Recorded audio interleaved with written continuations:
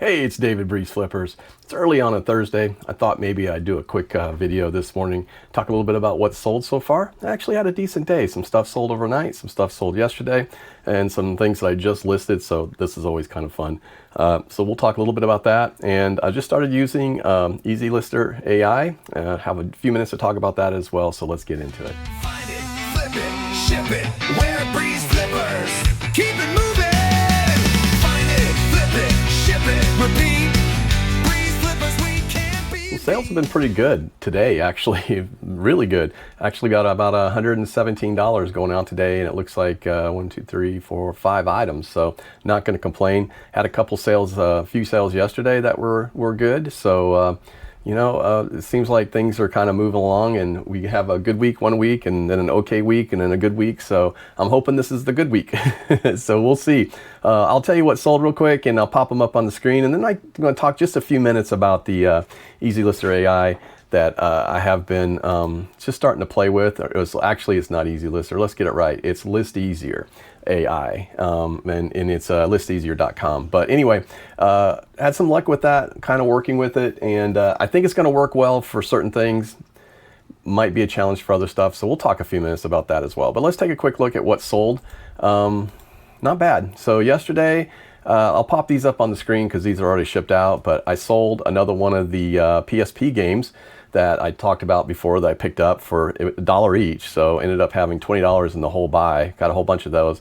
Those games are listed, and I've got some Pokemon Gold and Pokemon Blue and some other games for Nintendo, the Game Boy, that are going to be listing here probably in the next week. So they're already listed. I just got them scheduled to go out because I like to space things out a little bit and try to do about $200 a day. But this one's the Lego Batman, the video game, PSP. It's complete in the box, action adventure game. Anyway, it was great shape. Sold it for $12.99. I got $5.99 shipping for that. Also sold the Bob's Burger Box recipe card set, and that was a Loot Crate exclusive. This was, I don't know, probably fairly old, but I ended up picking this up at it was a private pick that a friend of mine, Mike Deathpile Picker, set up, and we went over there and picked a bunch of his stuff, this guy's stuff, that he had all kinds of vintage stuff. Some of the stuff was in bad shape, a lot of the pops and things that I did get. Most of the pops went into my vendor booth, which they have done really well. So we have made some money back. I think I ended up that day spending about $100. I probably have made my money back on most of the stuff that I've sold. I still have a few things outstanding that haven't sold yet. But a lot of those things went to my booth. A few of them, actually a bunch of the games, I ended up selling those on Dibdit and did really well with those. So that's why I said I'm past the $100 mark, but this was the Bob's Burger Box recipe card set. It was a Loot Crate. It was sealed, which makes it a little bit more valuable. So the Loot Crate stuff kind of sells, guys. So if you find Loot Crate, if it's sealed and it has been open, some of that stuff is good. Some of it's not. Some of it was just cheaply made and made in large volumes. But if you can find some decent ones. But anyway, this one sold for $15.99. It did have free shipping. That's, I already talked about it. I'm starting to make those changes. And I'll talk about one today that pretty much kicked me in the butt because it was free shipping. I didn't realize it. Well, I'll get to that in just a minute. So sold the first, maybe the second actually. I think the second of the Mighty Max that I listed. Talked about those. I bought those with the big Pokemon plush buy because that was a kind of an add-on buy because I gave him my card, my information. I said, if you have anything else, he said he did. And he sent me pictures of the Mighty Maxes. He had 17 Mighty Maxes and the big Mighty Max Mountain. None of them are complete. So that kind of made me think, well, they're worth $15 to $25, right? Depending on the Mighty Max. The big one's probably worth closer to 40, even not complete, because it can complete somebody else's set if they have this stuff. So I think it'll sell. It's got a ton of watchers on it. But this one was the Mighty Max Tangles with Lockjaw Horror Head, 1993 from Bluebird, and includes the Max, Max and the Big Red character. So that was not quite complete. It's missing like one part, but it does have the lockbox top and the big character inside. So I think it's missing one thing. And but that did sell for $18, and I got $5.99 shipping on it. So I was very happy about that. Next thing it sold, again, guys, this is from Dibdit. This is a vintage Star Trek The Next Generation Micro Machines collection from Galoob. And I picked this up off of Dibdit, and I think it was, again, it was one of those sales where I had already purchased some stuff, so the shipping was cheaper on it. So this one technically would have been $2 and then $1 extra for shipping, so $3 is what I ended up getting it for. I sold this one for $17.99. It will go out with free shipping, but that's pretty light. I'm gonna say that's way under probably 12 ounces, so it's not gonna be that much, and I don't think it's going that far. So here's the one that got me though. And listen, again, I was just I was busy last night. Actually was doing I did a podcast with the $1 Million Peddlers and Mr. Magazine and Papergoy, and Mr. Magazine was sick, so it was just me and Papergoy, and it was a really fun time. Had a really good time. You can go out and see that on the $1 Million Peddlers if you want to go watch it. But I thought it was a really good episode. But right as I got done with that, I saw this offer come in, and I thought, oh, I'll just take it. Didn't realize it was free shipping. So I learned this from watching a lot of other YouTubers, but if you find games, now I have nothing in this, to be honest with you. I know I don't even have $1 in it. I think I have maybe a quarter. I bought a couple of these games. They were in a $5 fill-a-bag, and this was the Seen It Sports from ESPN. These are the replacement game pieces. They're pewter football, and there's a couple dice in there. And it's not heavy. I mean, this thing's less than 8 ounces. But I saw it come through as an offer for $6. I was like, oh, okay, I'll grab it, because I've just been sitting in there for a long time, since last year, May of last year. And I realized it was $6 and free shipping. And it's going to New York, so I may make my quarter back. I doubt it. So that was a stupid one. But hey, again, that was one of the problems that I was having, is like I was looking at things, so many things, and I was just tired, I guess, last night. I looked at it and I just hit it. I mean, it was only $8, I think, $8.99, and they offered $6, which normally I would take, but if it would have had $4.99 shipping, it would have made a lot more sense, right? But anyway, I'll probably lose a little bit on that, but I'm not going to lose any sleep on it. It's out of my inventory and it's done.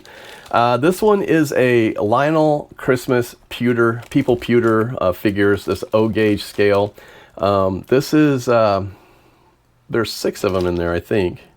5. There may be a 5-pack, I can't tell. Anyway, set of 5. So anyways, this is for model trains. It is vintage, and it is new in the box. So it's been around for a while, and I don't know, 2006, so vintage-ish, maybe 1 year shy of it, but it was enough to sell for $21.24, and I think I got $5.99 shipping for that, so I was real happy about that going out. And then I sold another Mighty Max. This one is the Mighty Max Doom Zone Palace of Poison Snake playset, 1992 Bluebird, and it's got Max figure in it, and I think it has one other thing, but again, it's not complete. But this one is a cool one. It kind of opens all the way up. So I did get $20 for that and $5.99 shipping for them. And then last but not least, I sold the last of one of my Star Wars figures. So this is a vintage, if you can see it in the bag, there you go. Vintage Kenner 1977 Star Wars, A New Hope Stormtrooper. This is from Hong Kong, and it was one of the original. I had to look it up, do a little research on this one. There's on the back of the leg, you won't be able to see it here, but on the back of the leg you can actually see the information as far as what to look up.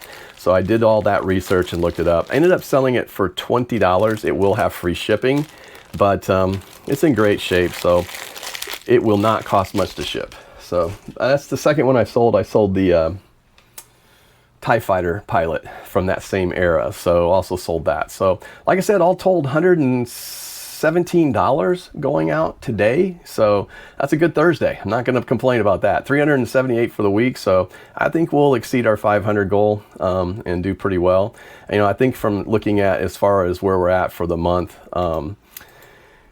it's not bad. I think we're actually looking pretty good. Last 31 days, we're actually up 13%. So if we look at this month and look at that, we're actually doing pretty good. So I think for this quarter is picking up, and I think we're ahead of where we were last year, to be honest with you. Yeah, we're 31% ahead of where we were last year. So not too bad. Not going to complain. I think things are kind of picking up. And I always like to look at and let you know too, I do promoted sales. And as this came up in a conversation last night on the $1 Million Peddlers, but I do promoted sales.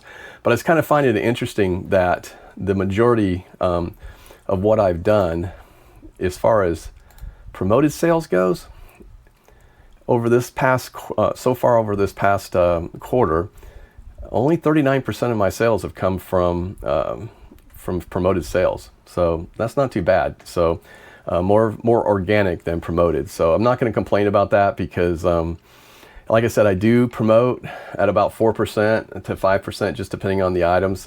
If I'm trying to move something really quick, I might bump it up to 8%, but for the most part, these are selling, these things are selling, so I'm not really worried about that as much, but 4% seems to keep it in there. But that kind of goes back to what's interesting is if you get a chance and you want to learn more about the List Easier application for AI, you can go watch the Resellers Leftover podcast from this week. They actually had Josh Galt on there, who is one of the founders of List Easier.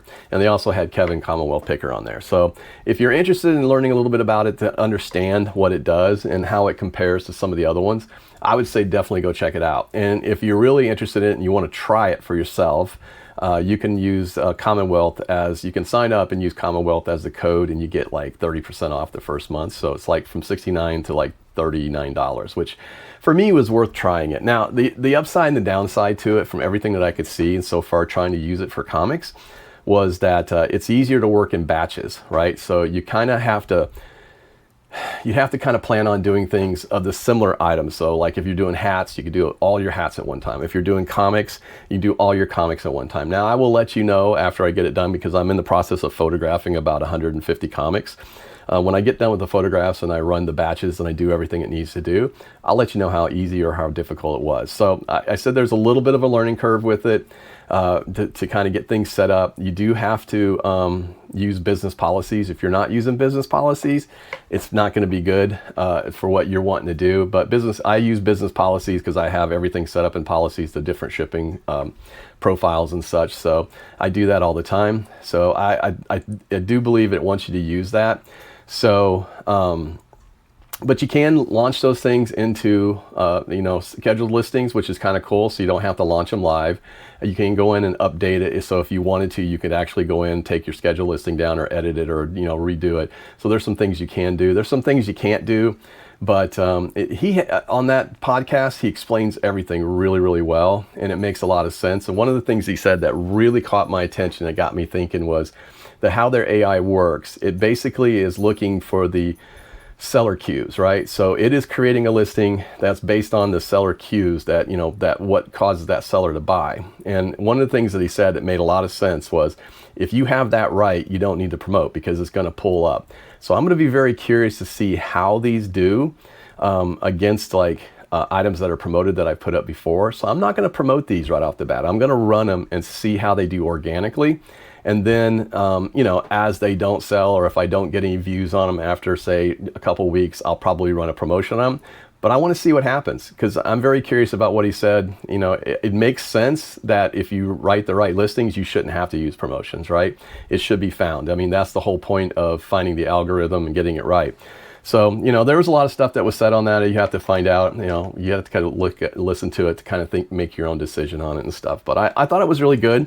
And again, that's the Resellers Leftover podcast, but go check them out and see what they have to say about it. But I'll give you a better idea next week when I'm done with this. By the weekend, I will have all these listed.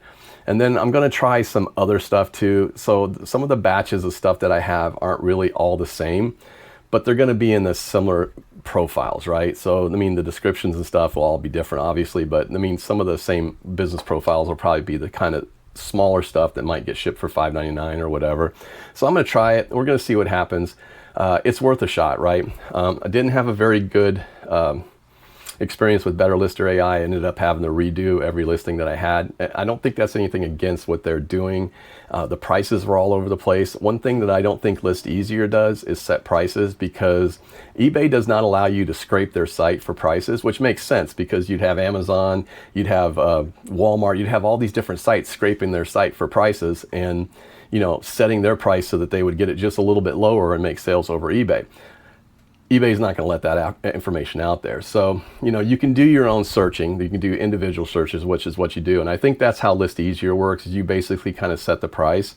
Because even if you're doing AI, if I use ChatGPT will make a guess at the price. It will look at some recent comps. It will look at some of those just like you would, but it will try to make a decision based on its knowledge or its, its database to say, this is what I think it should sell for. I will tell you that it's only right about 70% of the time. I end up changing it just a little bit because sometimes it'll come back with a way overinflated number, which is what I think Better Lister AI was doing, because some of the stuff it came back with was like $25 for a comic that really should be $9, right?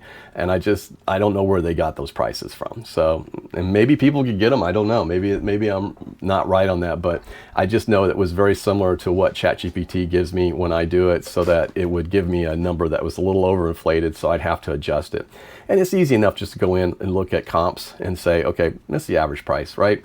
So, and if it's a little higher than what it should be, it means it just probably won't sell right away, or you can set out an offer too. So, but I think it'll be close. It'll be interesting to see what it does, but I'm going to run through it. I'm going to actually give you my honest feedback on it.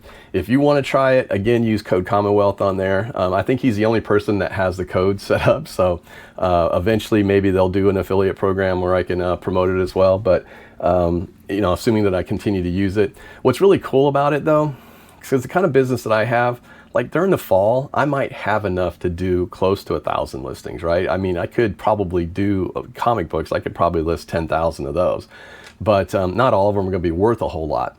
But I'm going to be curious to see if I can make those sales with that. Even if I'm doing a whole bunch of smaller sales, I wouldn't really care, as long as I was getting the total number at the end of the day. Comic books are very easy to ship. If I do them in a Gemini mailer, they're very easy to ship. If I do them some other ways, I was talking with Papergoy last night on the $1 Million Peddlers, and he was telling me how he ships his comics. So it may be something to think about on low-end comics. I may start shipping them a little differently and save a little bit of money on that Gemini mailer. We'll see. It's the little things I'm trying to figure out. Let me know what you do. If you ship comics or anything like that, do you use Gemini mailers on everything, or do you do it somewhere in some other way? So I'd be very curious to hear what other people are doing and how they're doing it as well. Maybe I need to shift that around a little bit and only use those on the $10 or more comics, so that I feel like, there's some value. Because if I'm returning money on a $3 or $4 comic because it got messed up, I don't think I'm gonna lose much sleep, as long as that's not happened 10 times a day. So anyway, that's kind of what's going on, guys. Like I said, sales is pretty good right now. So we'll see, knock on wood, we're gonna keep that going for the rest of the week